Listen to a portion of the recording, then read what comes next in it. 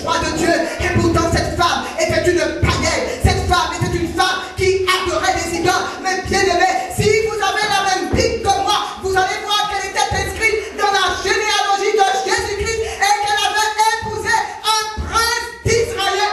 Amen. Bien aimé, il faut lire les généalogies. Il ne faut pas feuilleter les pages. C'est vrai que des fois, c'est un petit peu énervant de lire tout cela.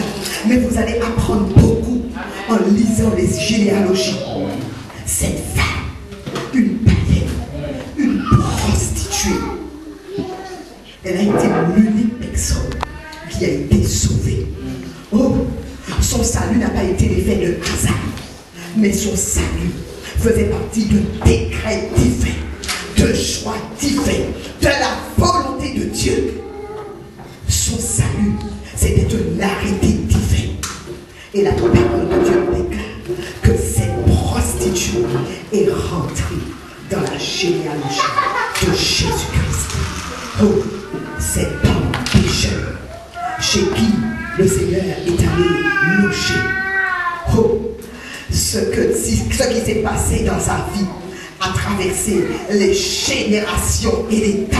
Et aujourd'hui, il est fait mention de Zachée. Aujourd'hui, la mémoire de Zachée n'a pas été oubliée. Parce que tout simplement, il a été le choix de Dieu. Tous murmuraient. Qu'est-ce qui se passe? Cet homme qui se dit être le Messie, le Fils de Dieu, il est allé loger chez un homme pécheur. Mais pendant que tous murmuraient, oh, il y avait quelque chose qui se passait entre Zachée et Dieu lui-même. Pendant que tous murmuraient, Dieu était en train d'opérer une transformation dans la personne de Zachée. Pendant que tous murmuraient, la sainteté de Jésus-Christ était en train de refléter quelque chose dans la vie de Zachée. La sainteté de Jésus-Christ était en train de produire la repentance dans la vie de Zachée. La sainteté de Jésus-Christ était en train d'amener Zachée à la réalité de ses péchés, à la réalité de ses iniquités. Bien-aimé, Dieu n'a pas besoin de faire beaucoup de bruit pour nous convaincre de péché, mais sa seule présence nous convainc de péché. Lorsque nous prenons connaissance de la parole de Dieu, lisez la Bible. Je vous encourage à lire la Bible. Ésaïe, le prophète, du verset 1er jusqu'au verset 5. Il disait, malheur à cette génération pécheresse, malheur à cette génération inique, malheur à ceux qui ajoutent maison sur maison, malheur à ceux qui appellent le mal bien et le bien mal, malheur à ceux qui s'enivrent dès le matin et qui sont échauffés par le vin. Et il disait, cette génération est une génération pécheresse et corrompue, mais la parole de Dieu nous déclare qu'à un moment bien précis, à un moment bien déterminé, il a eu une révélation de la personne du Seigneur. Et lorsqu'il a vu le Dieu de gloire assis sur son trône, la parole de Dieu nous déclare qu'Ésaïe est descendu sur ses pieds et il a dit, Seigneur, malheur à moi parce que j'ai vu ta gloire, malheur à moi parce que je suis souillé, parce que ma langue est souillée, parce que ma bouche est souillée, malheur à moi, Seigneur, parce que je suis un homme pécheur. Le Seigneur n'est jamais venu murmurer aux oreilles d'Ésaïe en lui disant, tu es pécheur, tu es souillé. Mais devant la gloire, devant la sainteté de Jésus-Christ, il a vu la réalité de ses péchés, la réalité de ses iniquités. Dieu n'a pas besoin de parler pour nous convaincre de péché, mais sa présence est un miroir qui nous renvoie notre propre image. Sa présence, sa sainteté est un miroir qui nous renvoie notre laideur. Sa présence est un miroir qui met en réalité, qui met en évidence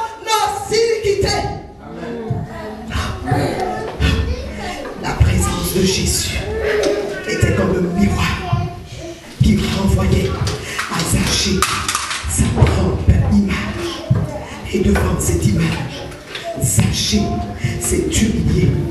Zachée a dit, Seigneur, je ne peux plus accepter ce que je vois. Parce que ce que je vois est trop laid. Ce que je vois est en offense à ta personne. Ce que je vois en moi est indigne de toi. Non, je veux voir autre chose. Je veux voir ta gloire en moi. Zachée a dit au Seigneur, cette gloire que j'ai vue du haut de ce sycomore, maintenant je veux qu'elle soit en moi. Oh, je ne veux plus qu'elle soit autour de moi. Je ne veux plus être environné de cette gloire, mais je veux que cette gloire soit en moi. Et pour que cette gloire soit en moi, j'ai compris qu'il faut que je confesse mon péché. J'ai compris qu'il faut que je m'éloigne de mon iniquité. Oh, Zachée a dit au Seigneur, je veux maintenant rentrer dans une autre dimension. Je ne veux plus que cette gloire soit extérieure à ma personne, mais je veux que ta gloire habite en moi. Bien-aimé, peut-être que jusqu'à présent, comme à l'exemple de Zachée, cette gloire que tu as vue a été extérieure à ta personne. Elle t'a environné. Elle a été tout autour de toi. Mais Dieu ne veut plus que cette gloire soit extérieure à ta personne. Dieu veut que cette gloire soit en toi. Dieu veut que cette gloire demeure en toi. Parce que la parole de Dieu déclare que nous sommes le temple du Saint-Esprit, l'habitation du Dieu très haut. Et lorsque Jésus avait dit à Zachée, hâte-toi de descendre, il faut que je demeure chez toi. Il ne parlait pas de demeurer dans cette maison matérielle, mais il parlait de demeurer dans son corps. Il parlait de demeurer dans sa vie.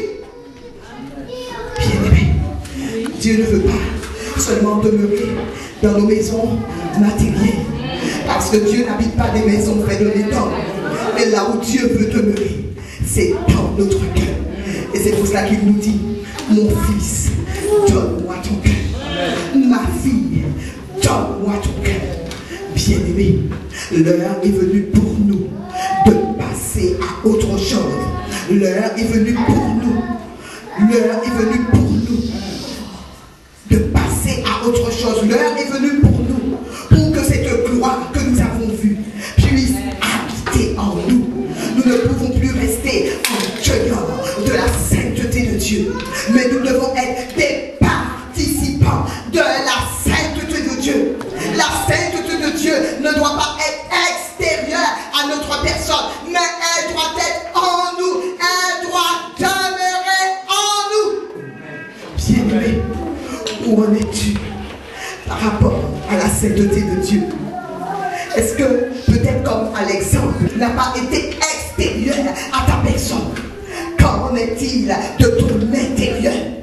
Dieu veut que ce qui reflète de toi, que ce soit ce qui sorte de ton intérieur, que ce soit ce qui émane de toi. Et pour qu'il y ait quelque chose qui émane de toi, il faut que Jésus-Christ soit en toi. Et si Jésus-Christ est en toi, la gloire sera en toi. Et si la gloire est en toi, partout où tu passeras, partout où tu iras, on va reconnaître que Christ habite en toi.